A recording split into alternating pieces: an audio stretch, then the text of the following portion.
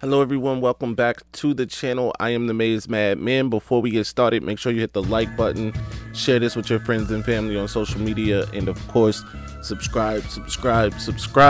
Today, we are talking the possibility of losing Michigan defensive coordinator Wink Martindale, plus some very, very big recruiting updates, all that, and of course, I'm upset.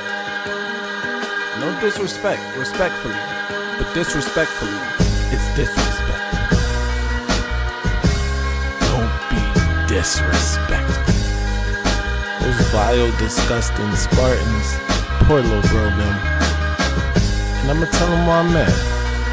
That vile, disgusting cesspool in Columbus, the other state, and of course, as always, I'm upset. First things first, let's talk about it. News broke yesterday that Michigan defensive coordinator was interviewing with the Atlanta Falcons. If that wasn't bad enough, then the news broke that at least two other NFL teams were interested in interviewing Wink Martindale in the Cincinnati Bengals and the Indianapolis Colts. I think it's unlikely that at least one of these teams don't offer him. That said, the word out of Ann Arbor is that head coach Sharon Moore will do all he can to keep Wink Martindale, whether that's matching what the NFL teams are offering or exceeding that is unknown, but that is a very interesting thing. Right now, I think Wink is already the second highest paid defensive coordinator in college football, behind Jim Knowles, I believe.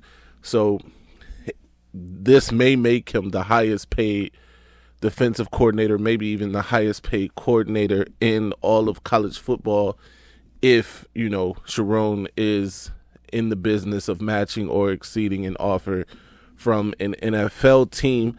That said, we know what we know about Wink, right? The start of the season wasn't the best. The second half of the season really whipped that Michigan defense into shape. A lot of the rumors out of Ann Arbor were that, he was giving that pro-style language, that pro-style detail or surface level detail that, most pros who've been around the game obviously longer than college players have seen so much more than college players can pick up and then go out and execute. And that wasn't necessarily the case with college players. You need to hold their hand a little more, and Wink wasn't doing that early on in the season. However, he did, adjust and adapt his coaching style, and we obviously saw the results of that with 3 straight big wins at the end of the season: a blowout win over Northwestern, an upset win over the other state, and another upset win over Alabama in the ReliaQuest Bowl.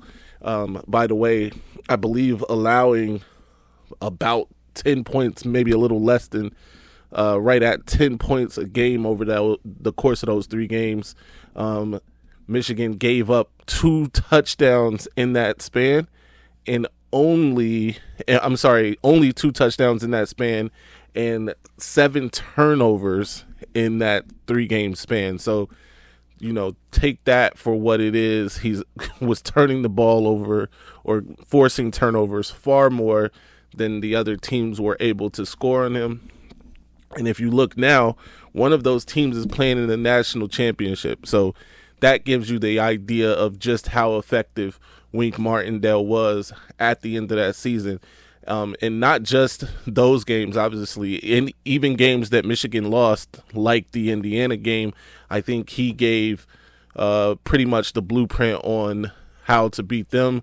Now, granted, the other state was very talented, was probably going to win that game anyway, but it was, and by the way, Michigan probably wins that game if they were a little more competent offensively. The same can be said for the Oregon game. The second half of that Oregon game, Wink Martindale's genius really shone, and it was more about what happened on offense for Michigan than anything else. But we're not going to rehash that. Now, the thing is, what happens if Wink Martindale decides to take one of these jobs? He is a former NFL defensive coordinator. I'm sure at part of his heart wants to get back to the NFL. But if he takes one of these jobs, then where does that leave Michigan? They can look inward, right? Maybe promoting from within Lamar Morgan, who was a defensive coordinator at his last stop at Louisiana. He was the defensive backs coach / defensive coordinator. That's a possibility. But do you believe it comes down to if you think he learned enough under Wink Martindale and that amoeba defense in 1 year? It's a possibility. But if it's not Lamar Morgan, if you don't look insular, then you have to look outside. Now, a name that immediately popped on my radar was Steve Clinkscale. The problem, though, is I think Steve Clinkscale left a sour taste in the mouth of head coach Sharon Moore, may have burned a bridge. I don't know what that reclamation would look like. Obviously, he was there under McDonald and Minter in Michigan, but we don't know if he'd be necessarily welcome back, especially under Sharon Moore, to the fold. That said, you look beyond that, right? You call up John Harbaugh, who has been supplying Michigan basically with defensive coordinators over this last 4 or 5 year stretch. He has a young guy on that staff, Doug Mallory, former Michigan defensive back, former assistant for the Wolverines from 21 to 23. He is now a young upstart in the NFL on the defensive side. He is probably the number one option right now. And once you look outside of that, maybe you call Jim and see what young startups he has on the defensive side. But yeah, those right now are the number one, or at least the options that immediately came to mind for me. We'll see how it goes.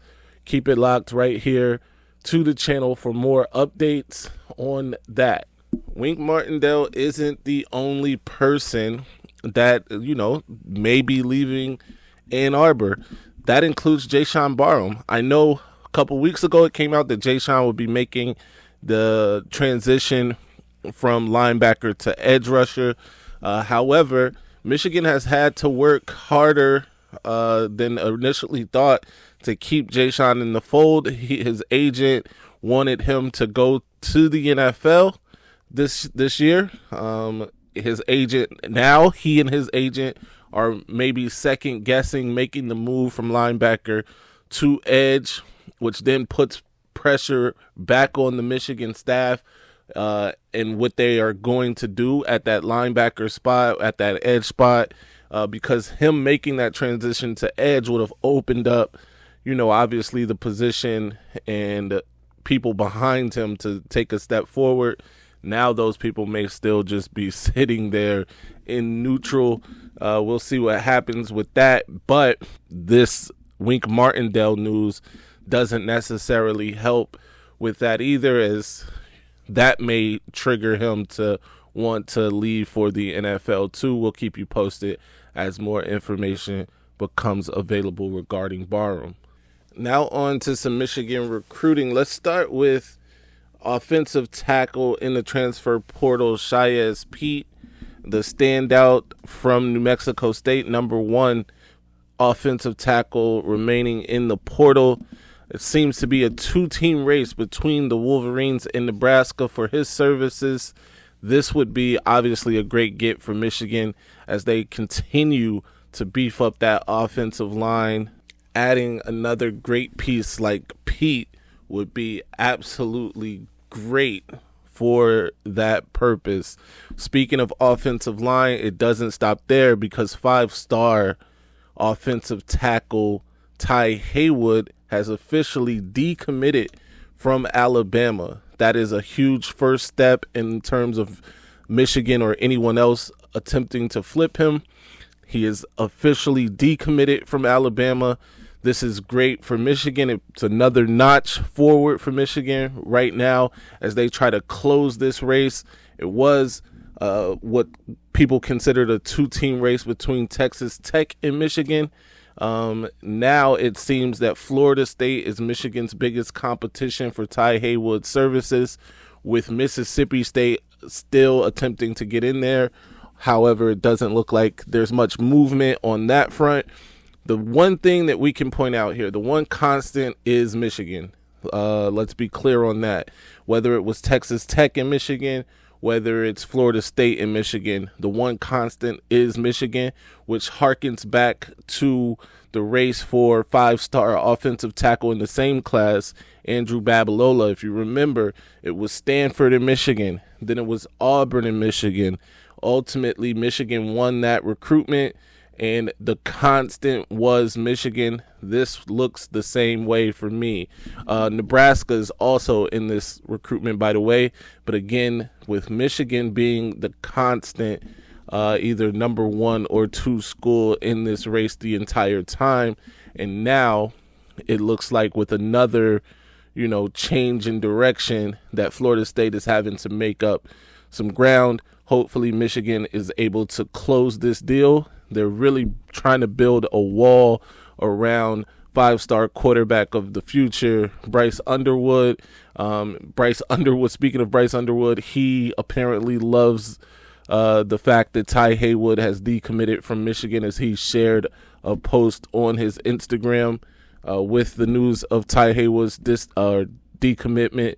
So, again, another massive notch in the belt for feather in the cap for Michigan with the decommitment, but the job's not done and they need to close.